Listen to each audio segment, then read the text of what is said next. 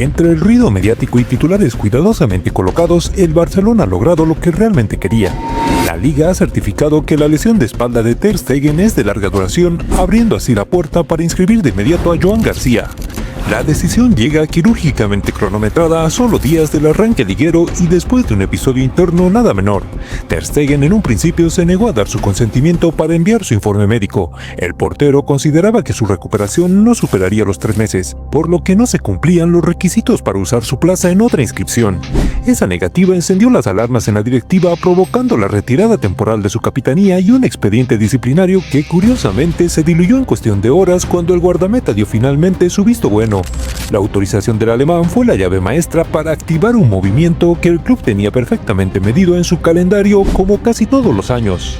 Pero ojo que lo realmente interesante no está solo en la resolución médica sino en la puesta en escena, porque el mismo día, y aquí es donde la película se pone interesante, aparecieron 2 titulares adicionales que no guardan relación directa con el caso Ter Stegen, pero que parecen diseñados para un único fin: desviar la atención de la noticia principal. Primero se presenta una denuncia contra Javier Tebas por presuntamente revelar cuentas del FC Barcelona, una historia que vende la imagen de un club enfrentado con el presidente de la liga, como si existiera un clima de guerra abierta. Segundo, la junta directiva aprueba un aval de 7 millones de euros para ajustar cuentas y acercarse de esta forma a la regla 1-1. Una jugada que en el papel proyecta sacrificio, compromiso y austeridad, aunque en la práctica no tiene impacto alguno sobre la inmediatez de las inscripciones. Estos 2 anuncios funcionan como manual de comunicación en estado puro. Son titulares fáciles, mensajes rápidos que alimentan la idea de un Barcelona luchando contra todo y contra todos, que su situación económica es tan apretada que se ve obligado a medidas heroicas y que la liga es un adversario implacable. Pero cualquiera que siga mínimamente el patrón comunicativo de los últimos años sabe que esto es puro humo, cortinas de humo para ser más exactos. No inciden en nada en la capacidad de inscribir a Joan García, no condicionan la decisión médica y sin embargo salen exactamente el mismo día que la liga entrega el visto bueno al club que lo necesita. La coincidencia obviamente no es casualidad, es estrategia pura y dura.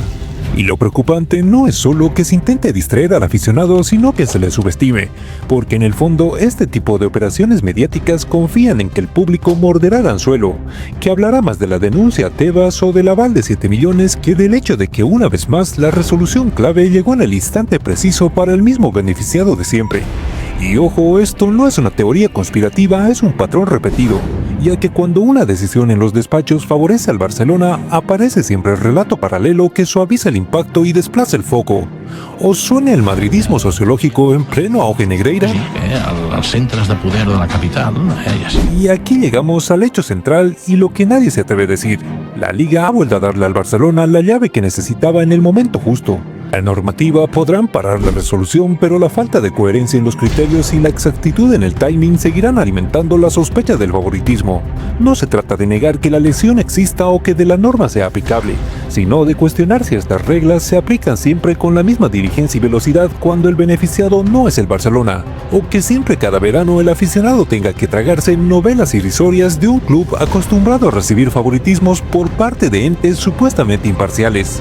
Porque si las resoluciones tardan semanas o meses para otros clubes, pero se aceleran a horas de un debut liguero culé, la sensación de trato desigual es inevitable.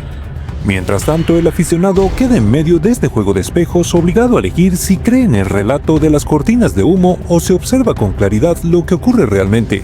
Una maniobra de manual, una combinación perfecta de resoluciones oportunas y titulares de distracción y una nueva muestra de que en esta liga hay equipos que parecen jugar con las reglas adaptadas a su medida. Y lo más inquietante es que con este precedente ya sabemos cómo será el guión la próxima vez que necesiten una ayuda de última hora. Mismo libreto, diferentes actores secundarios, pero siempre el mismo protagonista.